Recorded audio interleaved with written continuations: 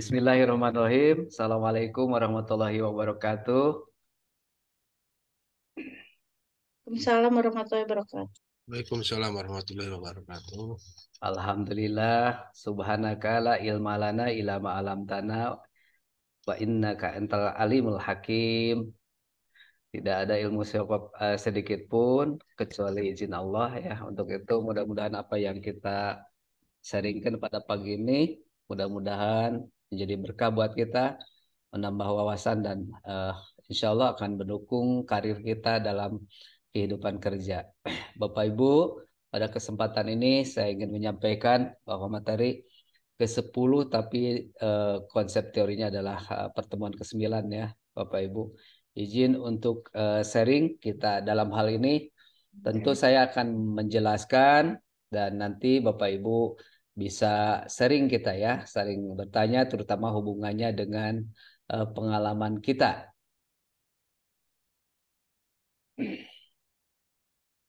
Oke, Bapak Ibu sudah muncul, Bapak Ibu? Sudah, Pak. Oke, Sudah, Bapak. Sudah, Pak. iya. Eh,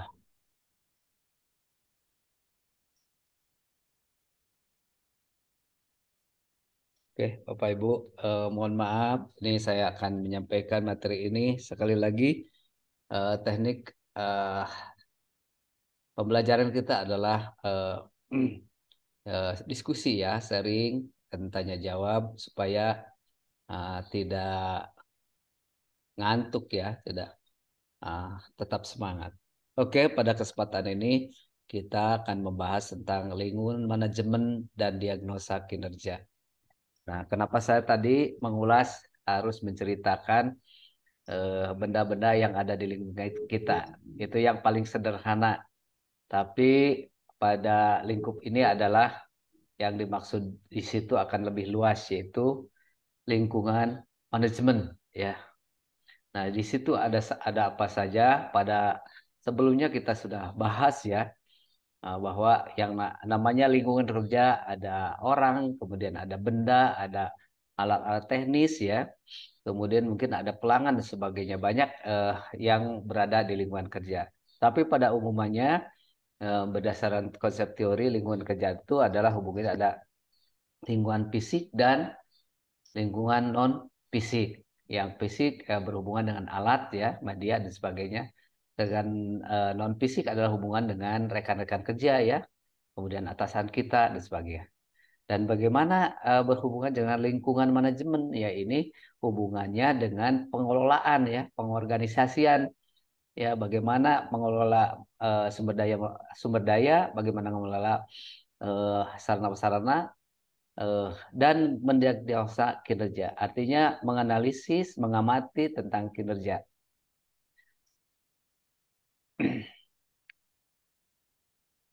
Eh, di sini jelaskan bahwa eh, seseorang atau manajer eh, harus memiliki kemampuan mendiagnostis ya. Pada saat ini adalah kita mengambil konsep diagnosis, yaitu kemampuan mengamati, mencermati, dan mendeteksi ya apa yaitu masalah-masalah sumber daya dan manajemen yang ada di lingkungan kita. Di sini dijelaskan atau diterangkan bahwa seseorang manajer ya hendaknya mendiagnosis baik eh, berhubungan dengan menghargai semangat semangat kerja maksudnya dan baik dalam lingkungan kerja. Dalam hal ini tentunya para manajer harus mengetahui beberapa hal yang berkaitan, yang berpengaruh dengan lingkungan ya. Yang pertama yang berhubungan dengan social value atau nilai kemasyarakatan. Kita paham lingkungan kita berdasarkan budaya dan etika, tentunya setiap lingkungan berbeda. Terutama biasanya berhubungan dengan eh, lingkungan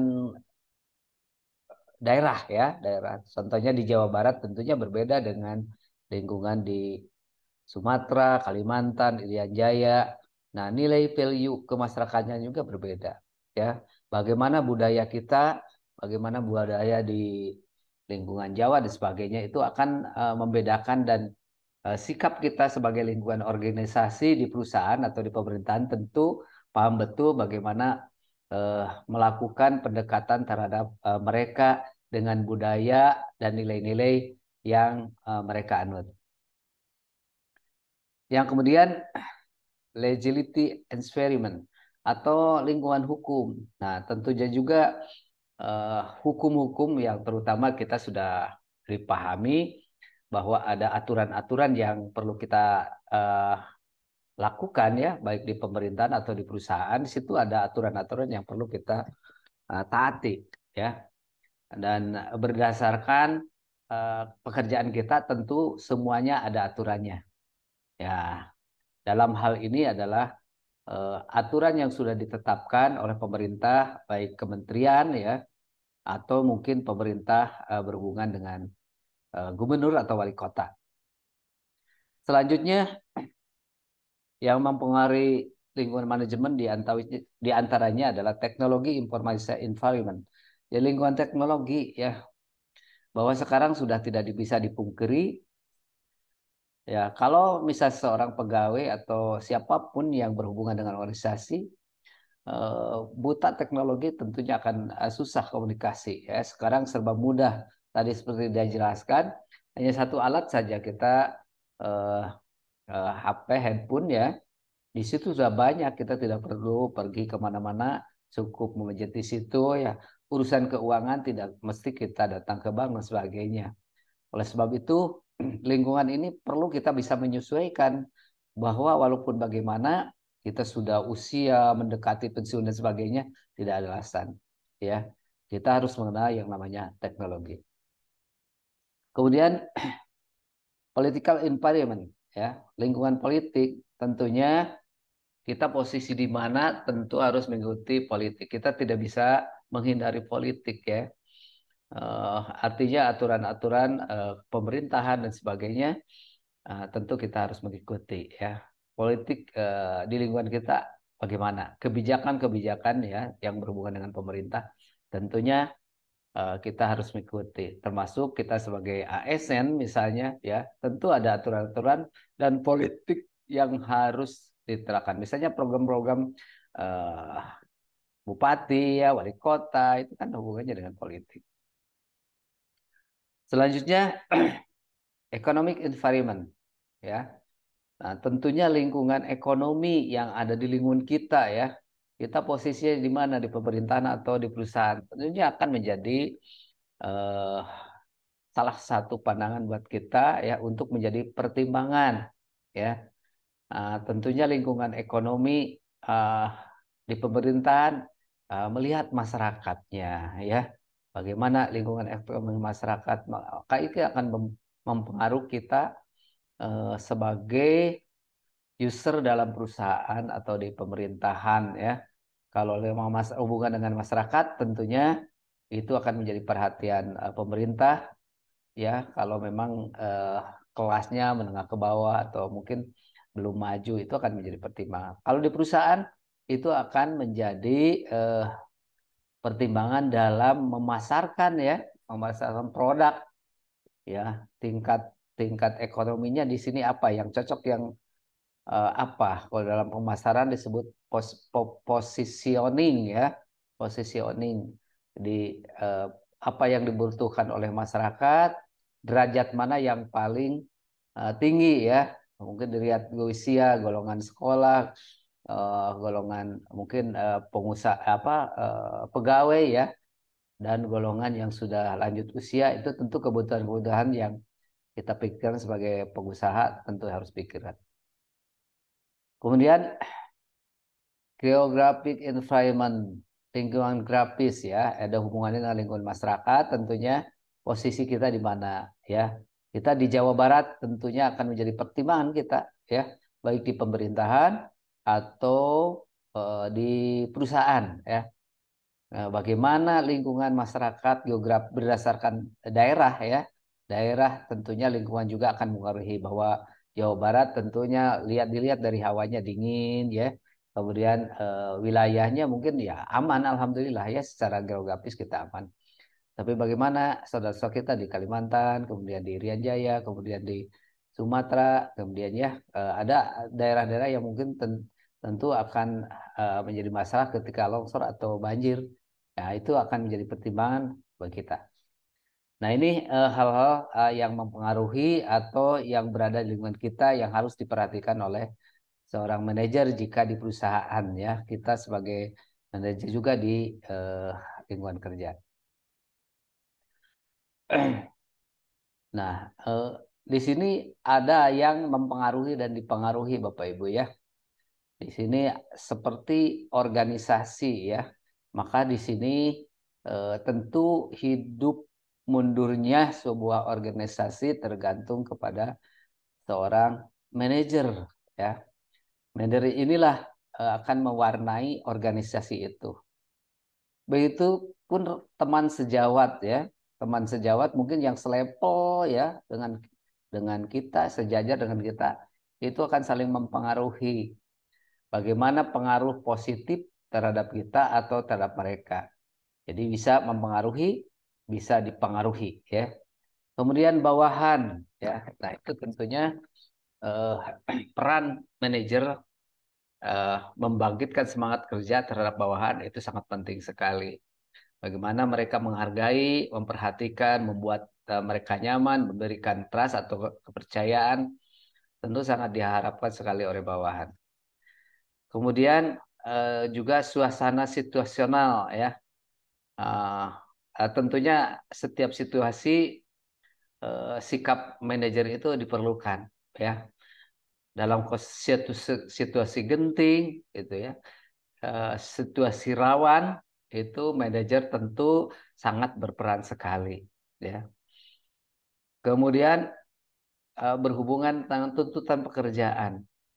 Ya, sama ini manajer juga harus punya kebijakan ya, punya kebijakan yang uh, akan memberikan suasana bahwa apapun seberat apapun pekerjaan, mereka sangat senang dan bersemangat untuk melakukan pekerjaan.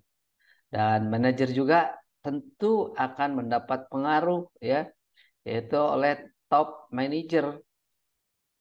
Top manager ini merupakan atasan dari manajer ya. Nah, di perusahaan ada manajer-manajer, kemudian di atasnya ada top manager. Tentu di perusahaan kita juga atau di pemerintahan kita juga ada kasih, ada kabid, ada kadis ya. Kemudian ada sekda mungkin ya, ada wali kota atau bupati. Nah, itu bupati merupakan top manager. Tentunya manajer adalah orang yang akan menerima ya apa yang menjadi program top manager ya. Nah, ini eh, yang di bawah di dalam lingkaran ini termasuk ini adalah pengaruh-pengaruh yang ada di lingkungan eh, intern ya. Intern. Tentunya bukan ini saja, banyak yang hal lain yang mempengaruhinya. Nah, di sisi lain ada pengaruh lingkungan eksternal ya. Di antaranya di sini jelaskan ada pergeseran dan perkembangan tingkat keterampilan dan pengetahuan SDM. Ya, ini juga pengaruh ya terhadap peningkatan kinerja bahwa keterampilan dan pengetahuan tentu berpengaruh terhadap daya dukung ya, daya dukung pekerjaan di lingkungan perusahaan atau di organisasi. Yang kedua, perkembangan teknologi informasi. Tentu yang sekarang ini banyak dilakukan ya, termasuk maaf ya, kita pembelajaran ini sudah dilakukan dengan seperti ini ya, Jomit ya. Itu. Ini akan mengurangi biaya ya, banyak mengurangi biaya yang efektif ya. Tentunya seperti saya ya mungkin tidak dapat transport ya Bapak Ibu. Itu bagi perusahaan itu akan lebih memberikan efektif ya gitu. Dengan media Zoom Meet tentu akan memudahkan walaupun tidak maksimal ya karena berbeda ketika kita di layar ini berbicara, sharing, berbeda dengan berhadapan ya. Dengan berhadapan langsung itu lebih kuat ya, lebih kuat. Tapi walaupun demikian, inilah teknologi ya. Kita bisa belajar dimanapun. Bapak Ibu tidak perlu bertemu, tapi di masing-masing tempat bisa belajar. Kemudian pengaruh lagi yang lainnya adalah kondisi perekonomian tentu ya, eh, terutama di dalam ini di perusahaan ya. Kalau di pemerintahan mungkin tidak terlalu berdampak ya, karena eh, di perusahaan di pemerintahan itu sifatnya tetap ya, tidak pengaruh mau dalam keadaan suasana baik atau ya tetap saja begitu. Tapi di dalam perusahaan tentu kondisi perekonomian akan berpengaruh sekali ya. Misalnya daya beli masyarakat ya, kemudian tentu eh, lintas negara ya, terutama lintas negara ekspor impor. Ini suasana kondisi perekonomian yang lemah akan berpengaruh terhadap revenue revenue dari sebuah perusahaan. Kemudian tingkat pengangguran. Nah, ini tentunya yang paling dirasakan adalah di pemerintahan. Tingkat pengangguran tentu akan menjadi beban tanggung jawab negara ya, walaupun di situ merupakan bahwa setiap warga negara berhak ya mendapatkan perhatian dari pemerintah ya. Nah, perusahaan ya, fungsi perusahaan ya menyediakan ya, menyediakan lahan kerja ya. Dan ini seandainya banyak pengangguran ada dampaknya juga ya. Dampaknya juga kalau di lingkungan kita banyak pengangguran, tentunya eh, pengangguran itu akan berdampak sosial ya. Itu mungkin ya secara kasarnya bisa jadi akibat pengangguran ya, bisa jadi pencurian, kemudian jadi pencopet seseorang itu karena memang secara ekonomi mereka sangat membutuhkan sedangkan pekerjaan tidak ada. Kemudian diversifikasi ya. Ya, keragaman produk ini dalam perusahaan ya, termasuk mungkin di pemerintahan juga ada ya. Jadi keragaman produk itu bagaimana produk-produk ini sangat dibutuhkan oleh lingkungan ya, termasuk di pemerintahan mungkin produk pelayanan ya, pelayanan-pelayanan apa yang tentu diharapkan lebih cepat ya, lebih mudah ya, gitu. Sedangkan di perusahaan ya justru jenis-jenis produk yang sangat dibutuhkan ya. Coba sekarang eh, mungkin di perusahaan Indomaret atau Alfa saja, di situ kita sudah semuanya sudah dilayani. Ya butuh apa di situ? Mau bayar listrik, mau bayar segala pun sudah siap. Luar biasa itu Alfa ya dan Indomaret. Kita pergi ke situ sudah semuanya sudah dilayani. Mau apa? Mau kereta, mau pesawat dan sebagainya. Mudah sekali, gitu ya. Kemudian peraturan dan perundang-undangan. Nah, ya jelas ini kita juga berpengaruh ya. Tentu ada dan pro dan kontra perundang-undangan yang bisa mempermudah ya, mudah urusan, tentunya ini tergantung kepada kebijakan-kebijakan yang dilakukan oleh pemerintah ya, baik perusahaan maupun pemerintahan ya. Ini perundang-undangan tentu ada negatif positifnya. Setiap kebijakan tentunya ada itu ya, ada pro kontra dan negatif positifnya. Ada kontribusinya besar atau mungkin kurang ya. Kemudian pengaruh yang lainnya adalah persaingan kompetitor ya. Tentu persaingan-persaingan baik di perusahaan satu dengan yang lain dengan jenis perusahaan yang sama ini akan berpengaruh terhadap produktivitas yang dihasilkan. Ya, termasuk juga sama di pemerintahan juga ya. Karena kita tidak bisa menutup diri ya, masyarakat membandingkan dengan pemerintahan yang lain ya. Itu di Bandung misalnya bagaimana tunjangan terhadap pegawai ya akan menjadi sirik Kota Cimahi atau Bandung Barat. Nah, ini juga akan memberikan eh, pengaruh ya. Jadi persaingan pelayanan di sini yang ada di pemerintahan ya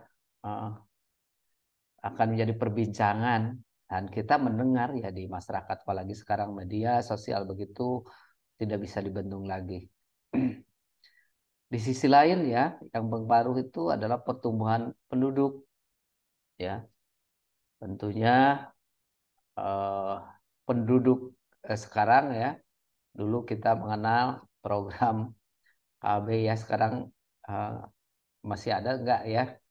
Tapi eh, BKKBN kalau dulu ya, sekarang nggak tahu ya.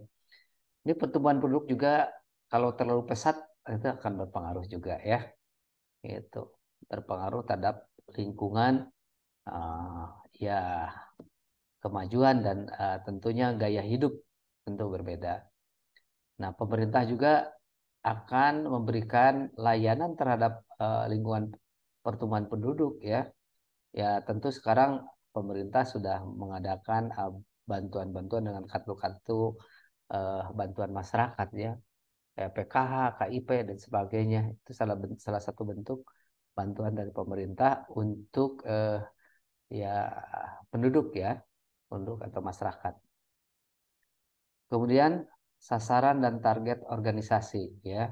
Kita menentukan sasaran dan target setiap organisasi dengan adanya visi misi baik perusahaan atau pemerintahan. Tentu ini akan menjadi apa halangan juga ya. Karena kita harus mencapai target itu, berpengaruh bagaimana sasaran kita yang akan dicapai itu berjalan baik atau berjalan lancar atau mungkin banyak rintangan ya, sehingga eh, ini akan berpengaruh terhadap ya, peningkatan kinerja dalam lingkungan itu ya. Kemudian di sisi lain yang tidak kalah pentingnya yaitu pengaruh tuntutan serikat pekerja. Ini tentunya harus dibangun kesepakatan ya dari setiap orang ya, setiap perusahaan atau setiap eh, ya perusahaan. Karena kalau serikat pekerja biasanya di perusahaan ya, eh, kalau tidak ada pertemuan yang mensepakati ya, itu biasanya dari para buruh itu menuntut pemerintah ya dengan kebijakannya mungkin ya, kebijakan. Nah, tetapi kadang-kadang kita juga tidak menyadari bahwa perusahaan dalam keadaan repot ya, bukan tidak memberikan gaji yang maksimal mungkin ya. Nah, karena antara produktivitas dengan hasil tentunya harus ada keseimbangan. Namun kadang-kadang ketidakseimbangan ya. Misalnya seorang harus digaji dalam 1 bulan ini 5 juta ya. Tentunya orang itu paling tidak eh, berapa persen dari hasil produktivitas kerja dia ya, sehingga perusahaan tidak rugi ya karena harus banyak dibayar ya, banyak dibayar modal mungkin listrik dan sebagainya ya, dari keuntungan itu banyak dibagi-bagi. Nah itu eh, pengaruh eksternal, internal dan eksternal. Nah Bapak Ibu, di sini ada pendapat dari McKinsey ya, dalam sermon ya, buku tahun 89, bahwa di situ ada 7 S ya untuk membangun dan mengendalikan kinerja organisasi.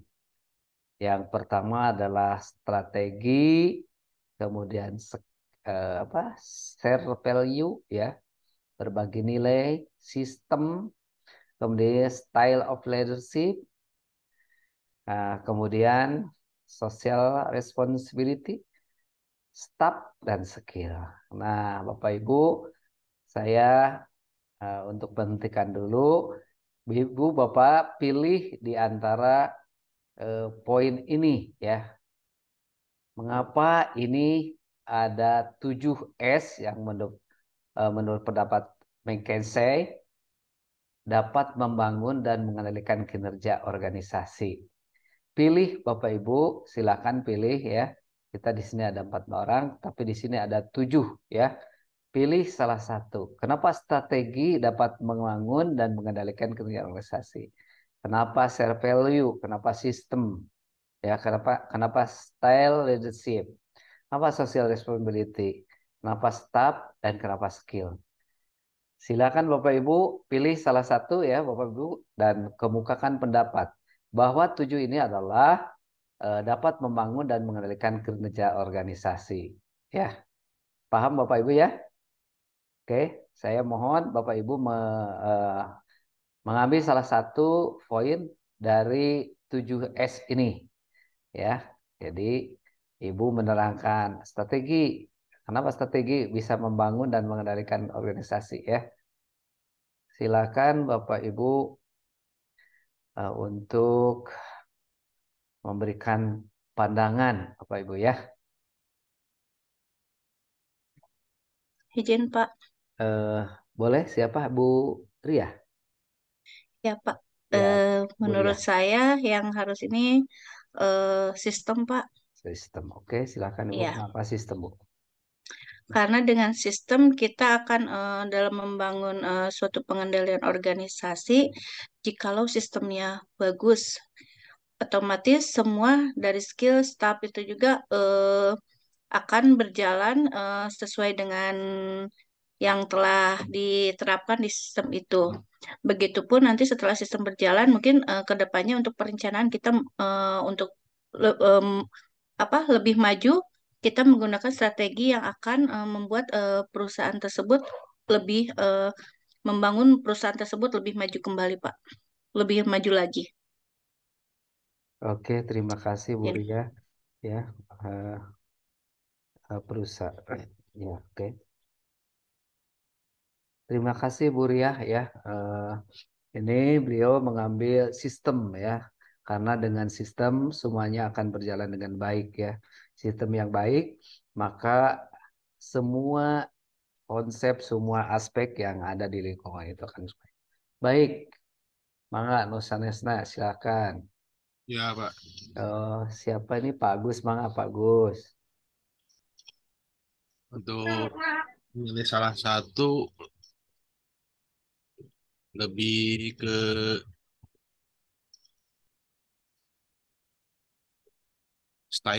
style of leadership mungkin, Pak. Oke, gaya Iya, kepemimpinan dari ya. sosok Oke, kepemimpinan. oke. Tuh, silakan Pak Agus. Kenapa Agus memilih dari ke style of leadership itu kayak kepemimpinan mungkin mencakup dari semua eh yang terbangun dalam satu organisasi, baik sistem, baik eh, skill maupun SDM-nya. Karena dari style of leadership atau gaya kepemimpinan itu lebih ke sosok figur mungkin ya Pak, top manager seorang pimpinan atau ya manajer dari suatu perusahaan.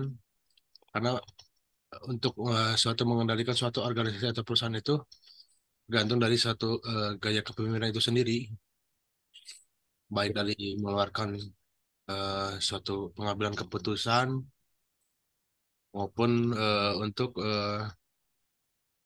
dalam menjalankan suatu visi misi atau perusahaan tersebut Ya, sangat berpengaruh besar untuk sosok seorang pimpinan dalam gaya pimpinan satu organisasi. Itu mungkin Pak. Sebentar. boleh. Luar biasa Pak Agus ya. Oke, tentu dari awal kita sudah membahas bahwa leadership atau kepemimpinan itu sangat penting sekali dalam organisasi.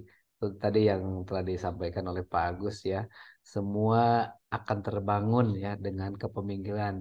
Baik itu yang lainnya seperti tadi yang dianggap penting sistem itu akan dijalankan oleh leadership ya Pak.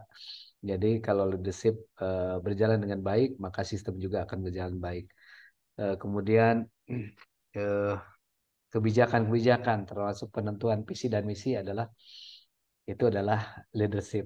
Oke, kalau dilihat dari tadi ya tentu tidak bisa dipisahkan adalah sistem gaya kepemimpinan ya. Oke, kita lanjut ya dengarkan dulu yang lain. Mangga yang lain silakan siapa? Oke, Pak. Bu Devi, De. Pak. Oke, silakan Bu Devi. Kalau menurut saya pribadi, Skill itu Skill. dia adalah kemampuan dasar atau apa basic yang dimiliki oleh individu. Jadi pada suatu organisasi apabila individu masing-masingnya itu mempunyai skill yang bagus gitu. eh, se apa Kalaupun misalnya seburuk apapun dikendalikan oleh pemimpinnya, apabila si skill karyawan individunya itu sudah bagus, maka dia akan bekerja dengan bagus. Itu adalah merupakan suatu aset kalau menurut saya Hmm. bagi suatu perusahaan atau organisasi. Itu, Hmm. Pak. Iya, oke, betul ya. Jadi sehebat apapun pemimpin, sehebat apapun sistem, ya kalau ada skill dari setiap karyawan atau tentu dari kepemimpinnya juga, itu akan sia-sia ya. Betul Bu Devi ya. Jadi tentu skill ini sangat penting terutama untuk para karyawan ya. Sesuai dengan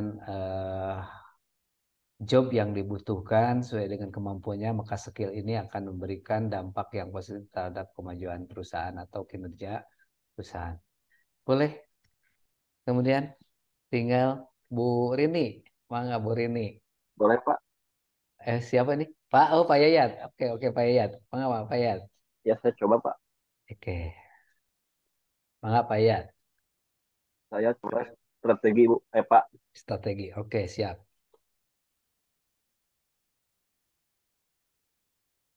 Mangga Pak Yayat. karena kita dengan baik sistem manapun, baik atau apapun dengan strategi yang tidak baik bisa mempengaruhi kinerja suatu perusahaan. Jadi kita harus mempunyai strategi yang baik untuk menjalankan suatu perusahaan. Ya, karena dengan strategi yang baik kita bisa dapat menjalankan suatu perusahaan dan organisasi dengan baik, Pak. Hmm. Biarpun bagaimanapun kalau strateginya tidak baik, Hmm. kita harus mencapai strategi yang lebih baik. Iya. Oke, cukup Pak Yayat. Ya cukup, Pak. Oke, ya betul ya.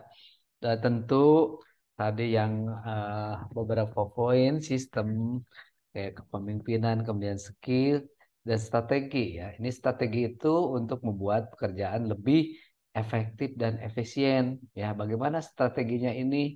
Kalau dalam perusahaan tentunya dengan biaya yang mungkin tidak terlalu besar tapi bisa mendatangkan penghasilan atau keuntungan yang lebih besar.